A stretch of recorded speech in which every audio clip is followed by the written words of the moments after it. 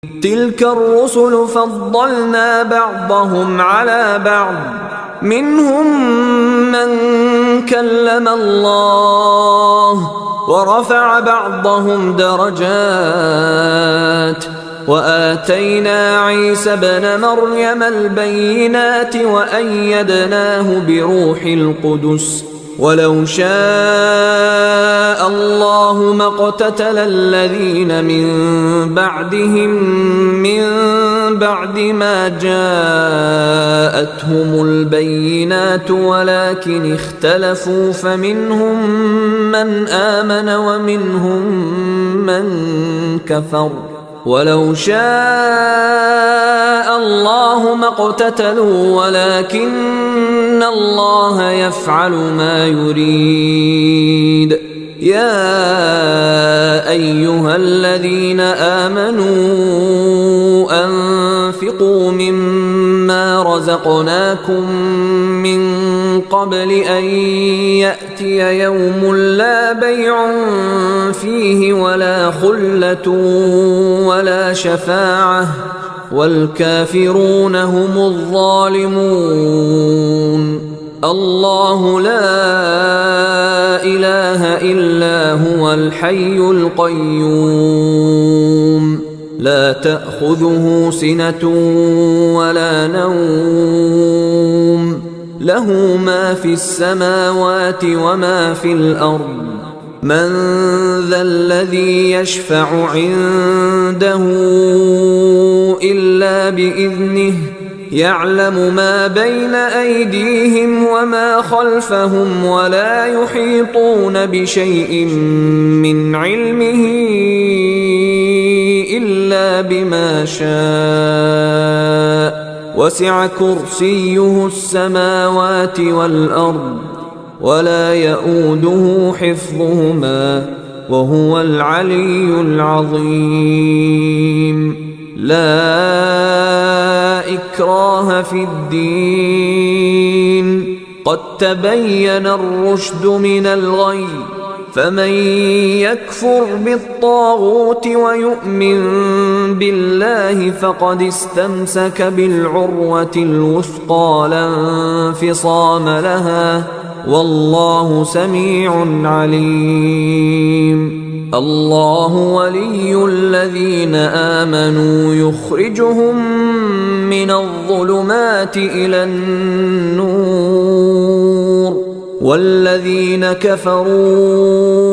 أولياؤهم الطاغوت يخرجونهم من النور إلى الظلمات، أولئك أصحاب النار هم فيها خالدون. ألم تر إلى الذي حاج إبراهيم في ربه أن آتاه الله الملك، إذ قال إبراهيم ربي الذي يحيي ويميت، قال أنا أحيي وأميت. قال إبراهيم فإن الله يأتي بالشمس من المشرق فأت بها من المغرب، فبهت الذي كفر، والله لا يهدي القوم الظالمين. أو كالذي مر على قرية وهي خاوية على عروشها، قال أنى يحيي هذه الله بعد موتها، فأماته الله 100 عام ثم بعثه، قال كم لبثت؟ قال لبثت يوما أو بعض يوم، قال بل لبثت 100 عام، فانظر إلى طعامك وشرابك لم يتسنه، وانظر إلى حمارك ولنجعلك آية للناس، وانظر إلى العظام كيف ننشزها ثم نكسوها لحما، فلما تبين له قال أعلم أن الله على كل شيء قدير. وإذ قال إبراهيم رب أرني كيف تحيي الموتى قال أولم تؤمن قال بلى ولكن ليطمئن قلبي قال فخذ 4 من الطير فصرهن إليك ثم اجعل على كل جبل منهن جزءا ثم ادعهن يأتينك سعيا واعلم أن الله عزيز حكيم.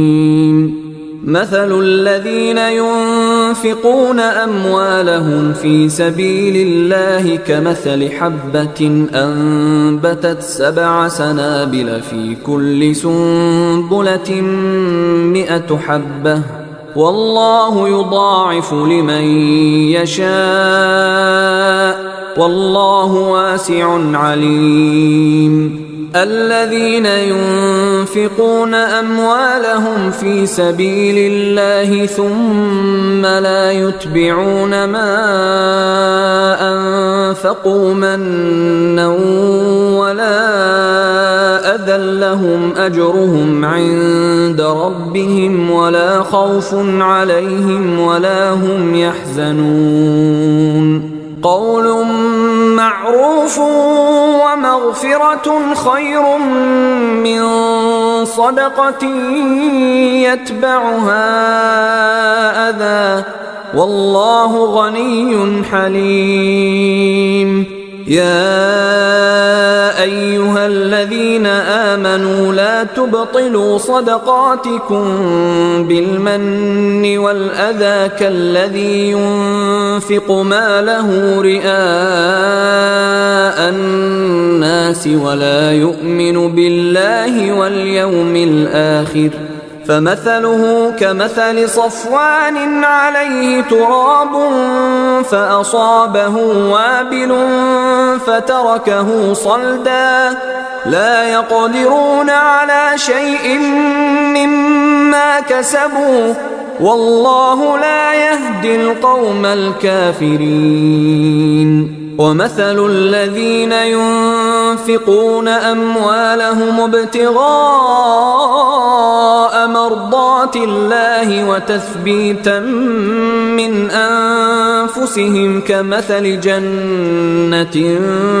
بربوة أصابها وابل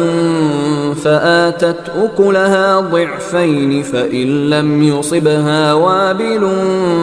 فطل والله بما تعملون بصير. أيود أحدكم أن تكون له جنة من نخيل وأعناب تجري من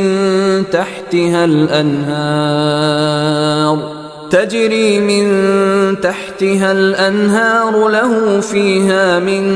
كل الثمرات وأصابه الكبر وله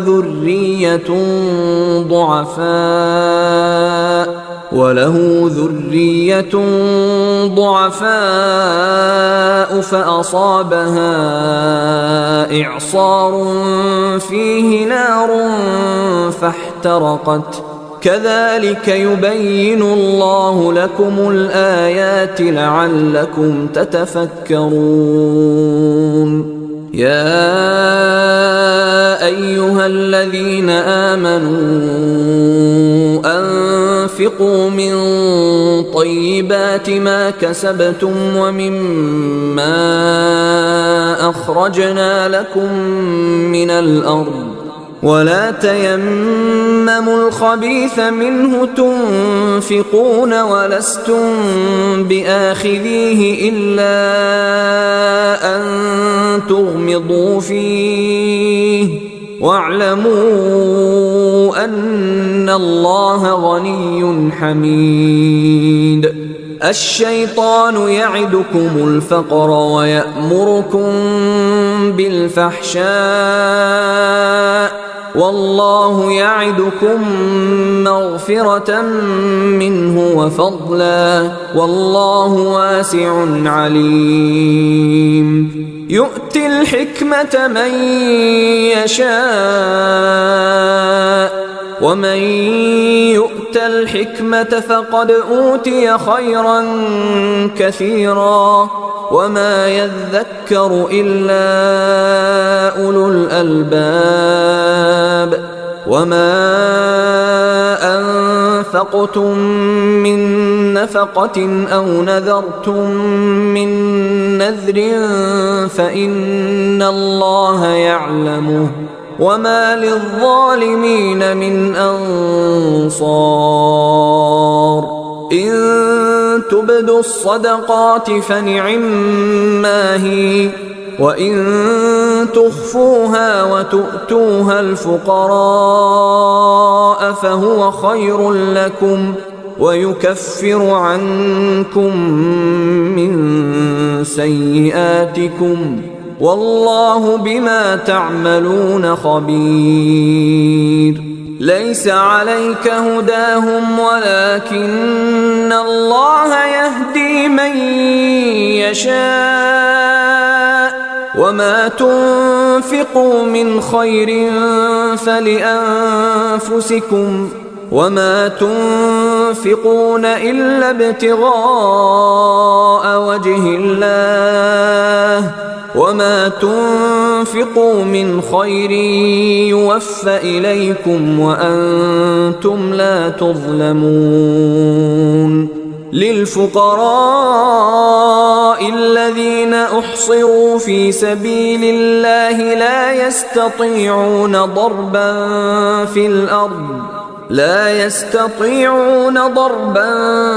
في الأرض يحسبهم الجاهل أغنياء من التعفف تعرفهم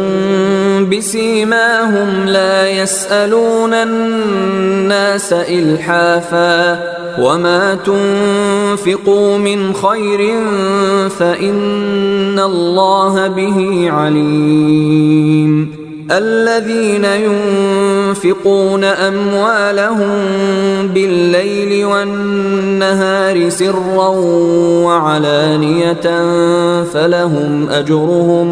فلهم أجرهم عند ربهم ولا خوف عليهم ولا هم يحزنون. الذين يأكلون الربا لا يقومون إلا كما يقوم الذي يتخبطه الشيطان من المس ذلك بأنهم قالوا إنما البيع مثل الربا وأحل الله البيع وحرم الربا. فمن جاءه موعظة من ربه فانتهى فله ما سلف وأمره إلى الله ومن عاد فأولئك أصحاب النار هم فيها خالدون. يمحق الله الربا ويربي الصدقات والله لا يحب كل كفار أثيم. إن الذين آمنوا وعملوا الصالحات وأقاموا الصلاة وآتوا الزكاة لهم أجرهم عند ربهم ولا خوف عليهم ولا هم يحزنون. يا أيها الذين آمنوا اتقوا الله وذروا ما بقي من الربا إن كنتم مؤمنين فإن لم تفعلوا فأذنوا بحرب من الله ورسوله وإن تبتم فلكم رؤوس أموالكم لا تظلمون ولا تظلمون وإن كان ذو عسرة فنظرة إلى ميسرة وأن تصدقوا خير لكم إن كنتم تعلمون واتقوا يوما ترجعون فيه إلى الله ثم توفى كل نفس ما كسبت وهم لا يظلمون يا أيها الذين آمنوا إذا تداينتم بدين إلى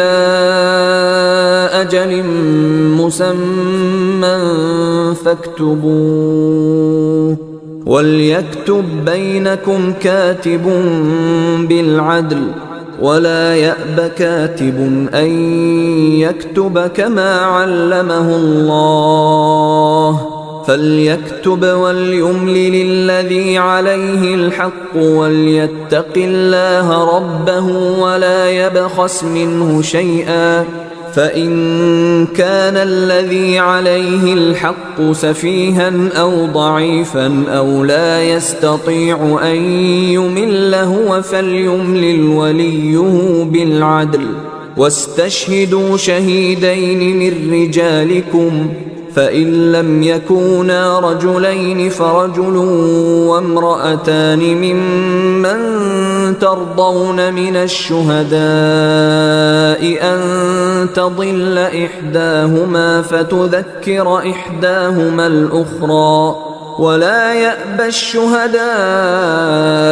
إذا ما دعوا ولا تسأموا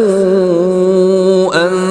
تكتبوه صغيرا أو كبيرا إلى أجله ذلكم أقسط عند الله وأقوم للشهادة وأدنى ألا ترتابوا إلا أن تكون تجارة حاضرة تديرونها بينكم فليس عليكم جناح ألا تكتبوها وأشهدوا إذا تبايعتم ولا يضار كاتب ولا شهيد وإن تفعلوا فإنه فسوق بكم واتقوا الله ويعلمكم الله والله بكل شيء عليم وإن كنتم على سفر ولم تجدوا كاتبا فرهان مقبوضة فإن أمن بعضكم بعضا فليؤدي الذي ائتمن أمانته وليتق الله ربه ولا تكتموا الشهادة ومن يكتمها فإنه آثم قلبه والله بما تعملون عليم لله ما في السماوات وما في الأرض وإن تبدوا ما في أنفسكم أو تخفوه يحاسبكم به الله فيغفر لمن يشاء ويعذب من يشاء والله على كل شيء قدير آمن الرسول بما أنزل إليه من ربه والمؤمنون كل آمن بالله وملائكته وكتبه ورسله لا نفرق بين أحد من رسله وقالوا سمعنا وأطعنا غفرانك ربنا وإليك المصير. لا يكلف الله نفسا إلا وسعها، لها ما كسبت وعليها ما اكتسبت. ربنا لا تؤاخذنا إن نسينا أو أخطأنا، ربنا ولا تحمل علينا إصرا كما حملته على الذين من قبلنا، ربنا ولا تحملنا ما لا طاقة لنا به، واعف عنا واغفر لنا وارحمنا، أنت مولانا فانصرنا على القوم الكافرين. أعوذ بالله من الشيطان الرجيم.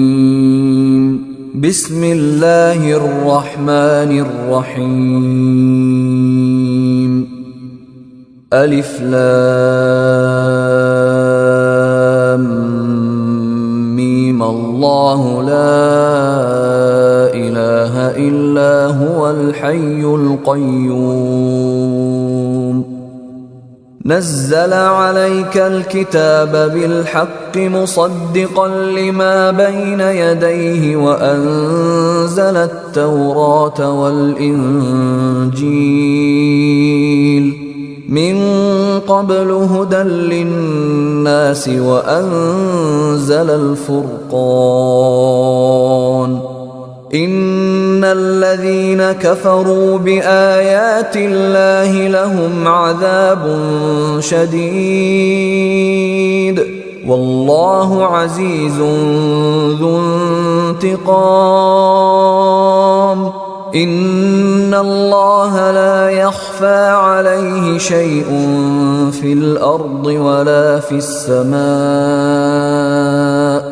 هو الذي يصوركم في الأرحام كيف يشاء. لا إله إلا هو العزيز الحكيم. هو الذي أنزل عليك الكتاب منه آيات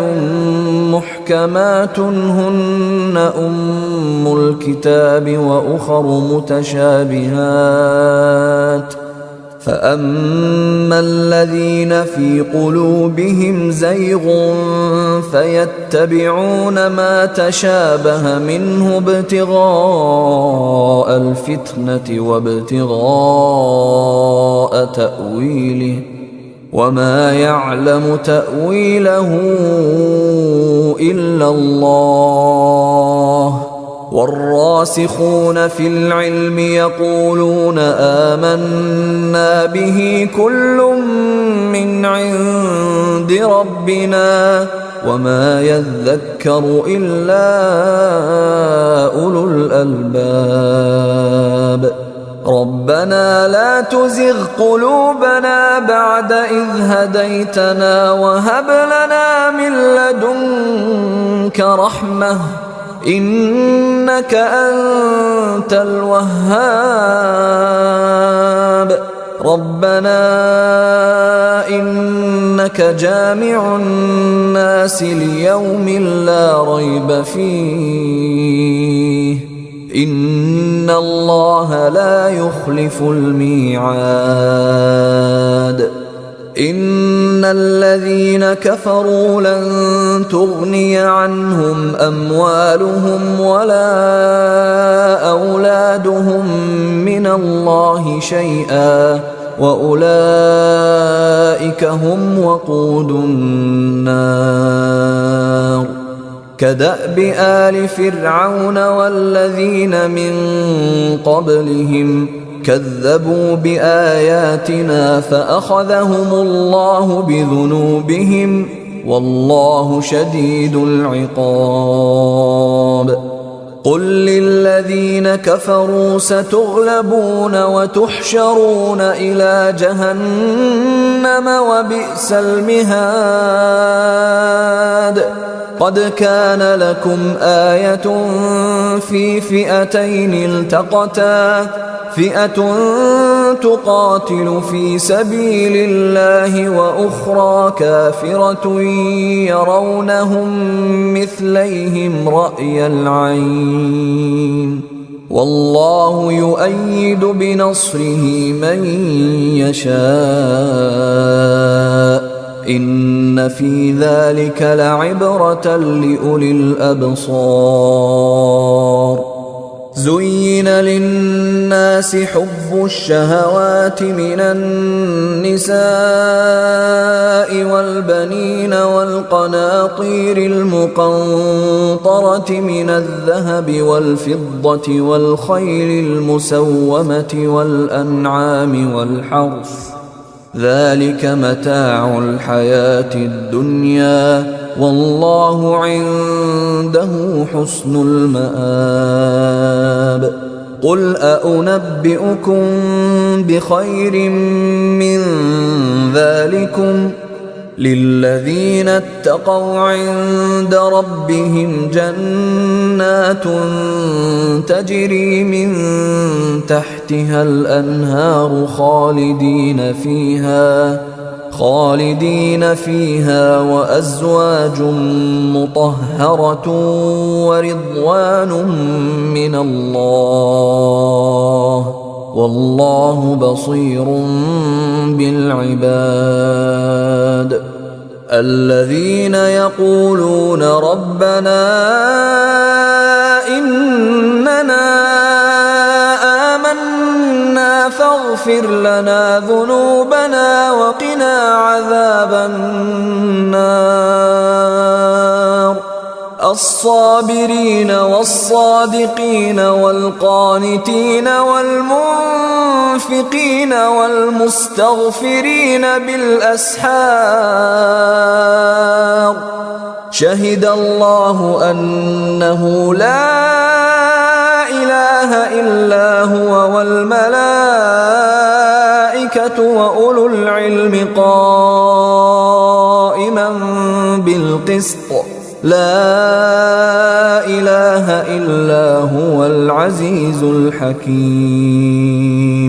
إن الدين عند الله الإسلام وما اختلف الذين أوتوا الكتاب إلا من بعد ما جاءهم العلم بغيا بينهم ومن يكفر بآيات الله فإن الله سريع الحساب فإن حاجوك فقل أسلمت وجهي لله ومن اتبعني وقل للذين أوتوا الكتاب والأميين أأسلمتم فإن أسلموا فقد اهتدوا وإن تولوا فإنما عليك البلاغ والله بصير بالعباد إن الذين يكفرون بآيات الله ويقتلون النبيين بغير حق ويقتلون الذين يأمرون بالقسط من الناس فبشرهم بعذاب أليم أولئك الذين حبطت أعمالهم في الدنيا والآخرة وما لهم من ناصرين ألم تر إلى الذين أوتوا نصيبا من الكتاب يدعون إلى كتاب الله ليحكم بينهم ثم يتولى فريق منهم وهم معرضون ذلك بأنهم قالوا لن تمسنا النار إلا أياما معدودات وغرهم في دينهم ما كانوا يفترون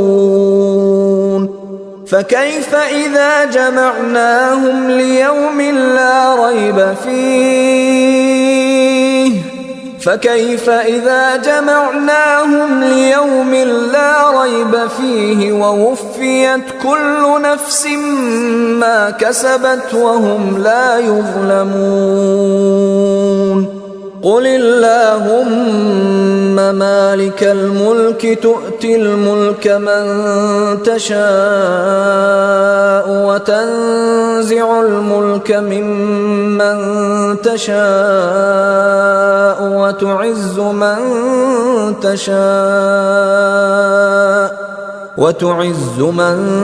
تشاء وتذل من تشاء بيدك الخير إنك على كل شيء قدير تولج الليل في النهار وتولج النهار في الليل وتخرج الحي من الميت وتخرج الميت من الحي وترزق من تشاء بغير حساب لا يتخذ المؤمنون الكافرين أولياء من دون المؤمنين ومن يفعل ذلك فليس من الله في شيء إلا أن تتقوا منهم تقاه ويحذركم الله نفسه وإلى الله المصير قل إن تخفوا ما في صدوركم أو تبدوه يعلمه الله ويعلم ما في السماوات وما في الأرض والله على كل شيء قدير يوم تجد كل نفس ما عملت من خير محضرا وما عملت من سوء تود لو أن بينها وبينه أمدا بعيدا ويحذركم الله نفسه والله رؤوف بالعباد قل إن كنتم تحبون الله فاتبعوني يحببكم الله ويغفر لكم ذنوبكم والله غفور رحيم قل أطيعوا الله والرسول فإن تولوا فإن الله لا يحب الكافرين إن الله اصطفى آدم ونوحا وآل إبراهيم وآل عمران على العالمين ذرية بعضها من بعض والله سميع عليم إذ قالت امرأة عمران رب إني نذرت لك ما في بطني محررا فتقبل مني إنك أنت السميع العليم فلما وضعتها قالت رب إني وضعتها أنثى والله أعلم بما وضعت قالت رب إني وضعتها أنثى والله أعلم بما وضعت قالت وليس الذكر كالأنثى وإني سميتها مريم وإني أعيذها بك وذريتها من الشيطان الرجيم فتقبلها ربها بقبول حسن وأنبتها نباتا حسنا وكفلها زكريا كلما دخل عليها زكريا المحراب وجد عندها رزقا قال يا مريم أنى لك هذا قالت هو من عند الله إن الله يرزق من يشاء بغير حساب هنالك دعا زكريا ربه قال رب هب لي من لدنك ذرية طيبة إنك سميع الدعاء فنادته الملائكة وهو قائم يصلي في المحراب أن الله يبشرك بيحيى مصدقا بكلمة من الله وسيدا وحصورا ونبيا من الصالحين قال رب أنى يكون لي غلام وقد بلغني الكبر وامرأتي عاقر قال كذلك الله يفعل ما يشاء قال رب اجعل لي آية قال آيتك ألا تكلم الناس 3 أيام إلا رمزا واذكر ربك كثيرا وسبح بالعشي والإبكار وإذ قالت الملائكة يا مريم إن الله اصطفاك وطهرك واصطفاك على نساء العالمين يا مريم اقنتي لربك واسجدي واركعي مع الراكعين ذلك من أنباء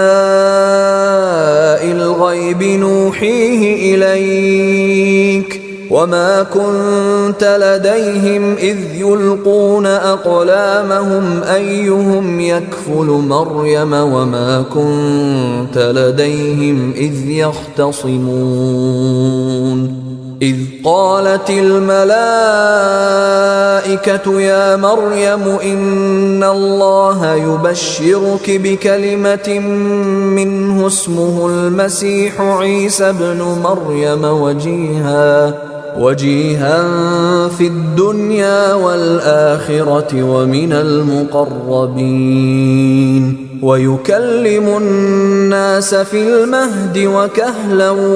ومن الصالحين قالت رب أنى يكون لي ولد ولم يمسسني بشر قال كذلك الله يخلق ما يشاء إذا قضى أمرا فإنما يقول له كن فيكون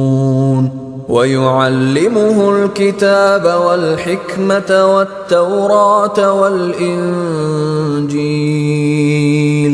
ورسولا إلى بني إسرائيل أني قد جئتكم بآية من ربكم أني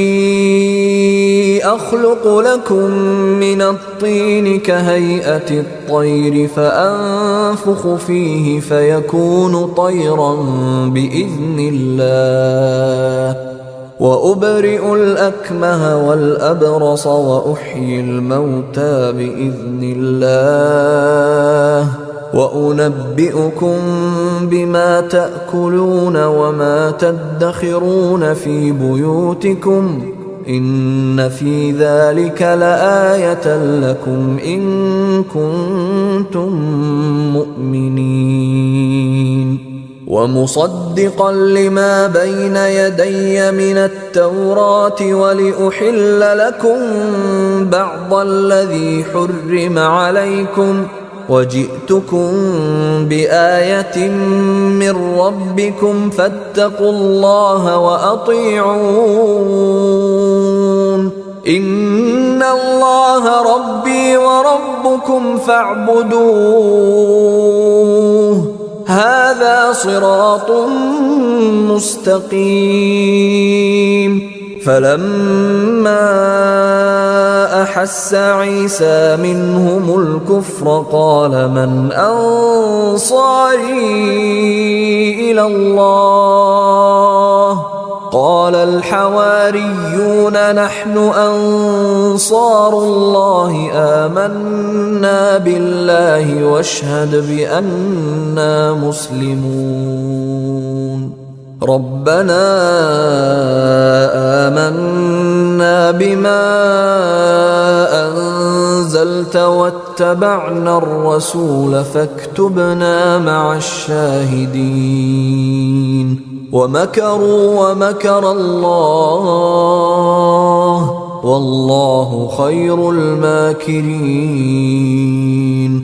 إذ قال الله يا عيسى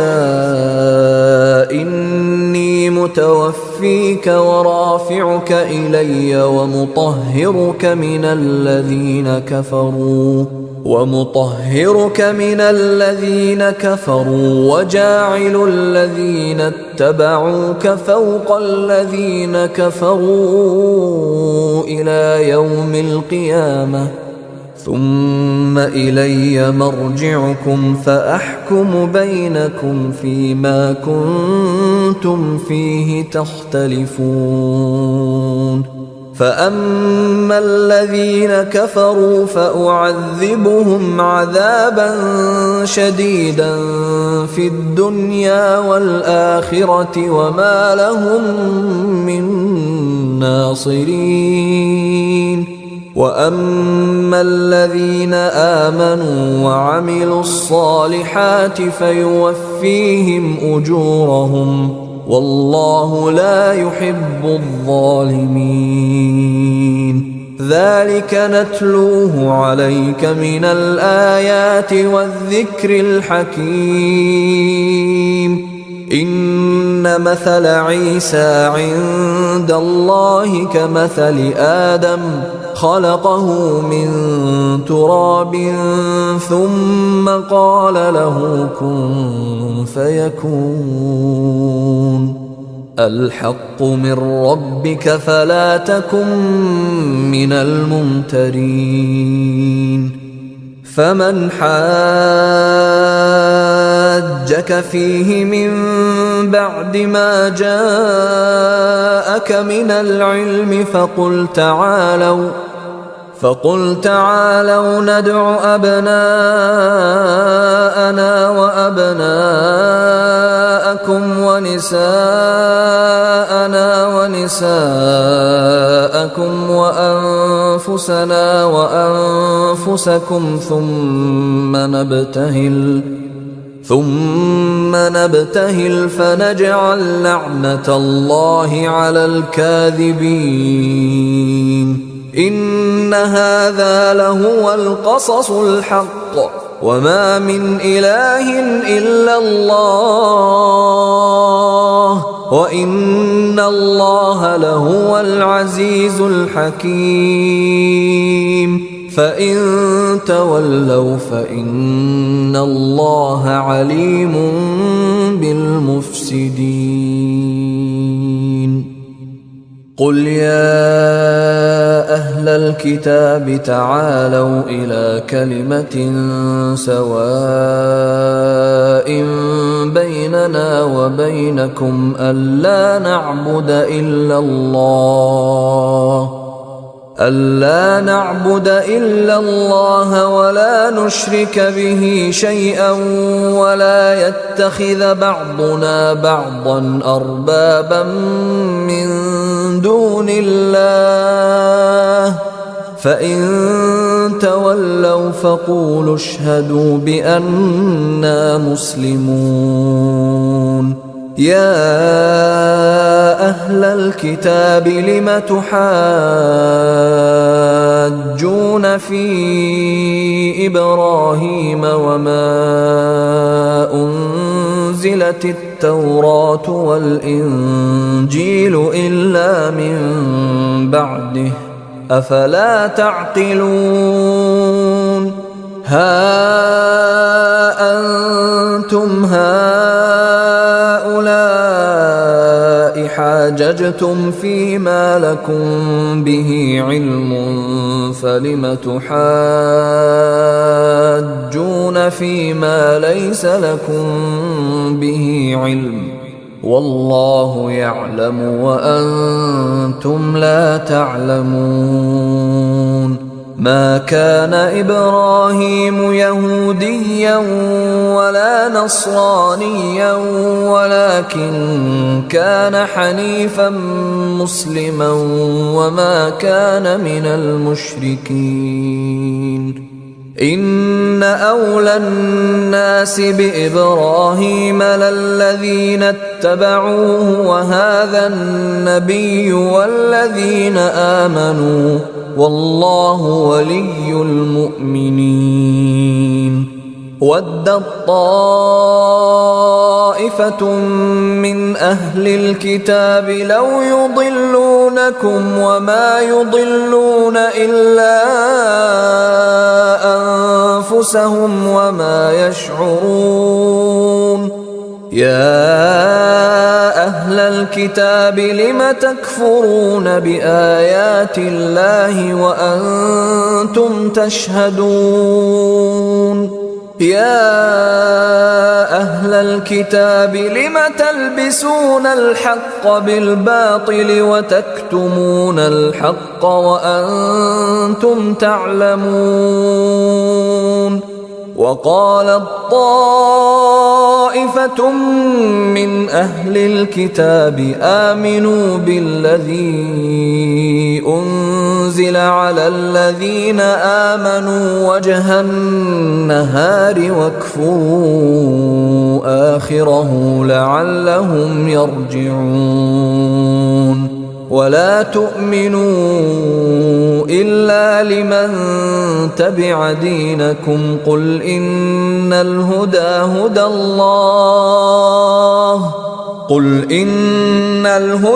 هدى الله أن يؤتى أحد مثل ما أوتيتم أو يحاجوكم عند ربكم قل إن الفضل بيد الله يؤتيه من يشاء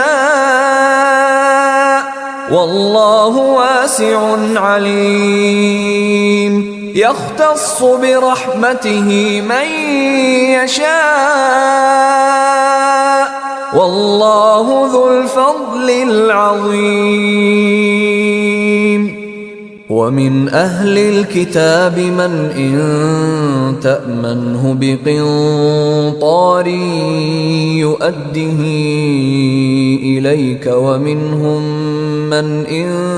تأمنه بدينار لا يؤده إليك إلا ما دمت عليه قائما ذلك بأنهم قالوا ليس علينا في الأميين سبيل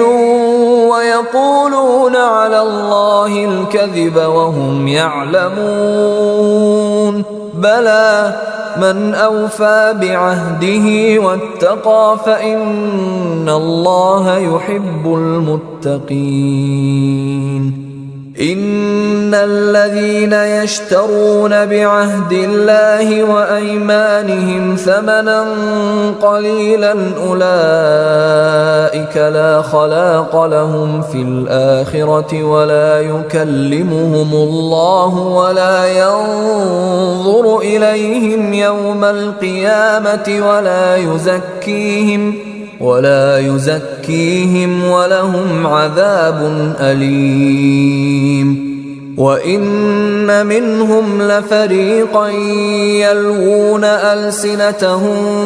بالكتاب لتحسبوه من الكتاب وما هو من الكتاب ويقولون هو من عند الله وما هو من عند الله ويقولون على الله الكذب وهم يعلمون. ما كان لبشر أن يؤتيه الله الكتاب والحكم والنبوة ثم يقول للناس كونوا عبادا لي من دون الله ولكن كونوا ربانيين بما كنتم تعلمون الكتاب وبما كنتم تدرسون. ولا يأمركم أن تتخذوا الملائكة والنبيين أربابا أيأمركم بالكفر بعد إذ أنتم مسلمون. وإذ أخذ الله ميثاق النبيين لما آتيتكم من كتاب وحكمة ثم جاءكم رسول مصدق لما معكم لتؤمنن به ولتنصرنه قال أأقررتم وأخذتم على ذلكم إصري قالوا أقررنا قال فاشهدوا وأنا معكم من الشاهدين. فمن تولى بعد ذلك فأولئك هم الفاسقون. أفغير دين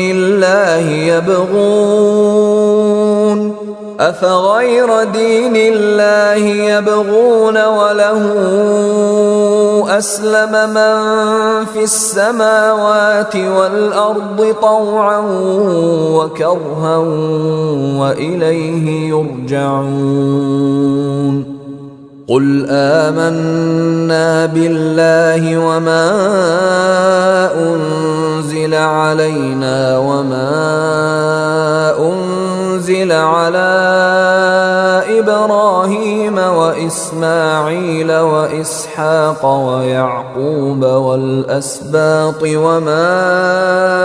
أوتي موسى وعيسى والنبيون من ربهم لا نفرق بين أحد منهم ونحن له مسلمون. ومن يبتغ غير الإسلام دينا فلن يقبل منه وهو في الآخرة من الخاسرين. كيف يهدي الله قوما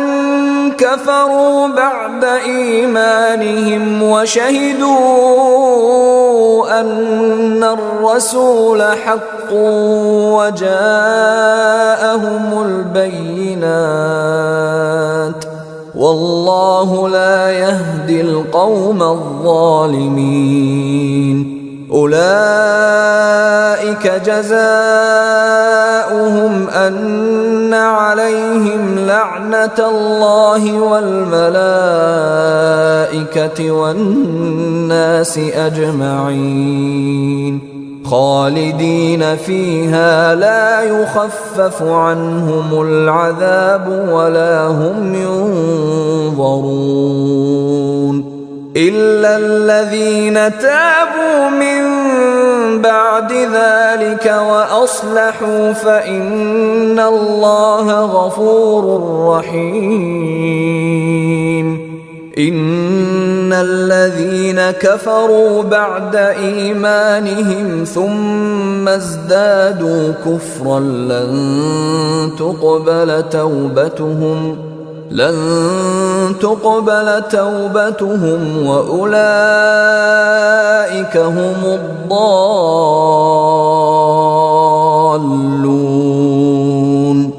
إن الذين كفروا وماتوا وهم كفار فلن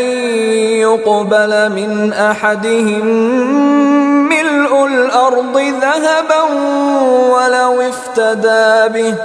أولئك لهم عذاب أليم وما لهم من ناصرين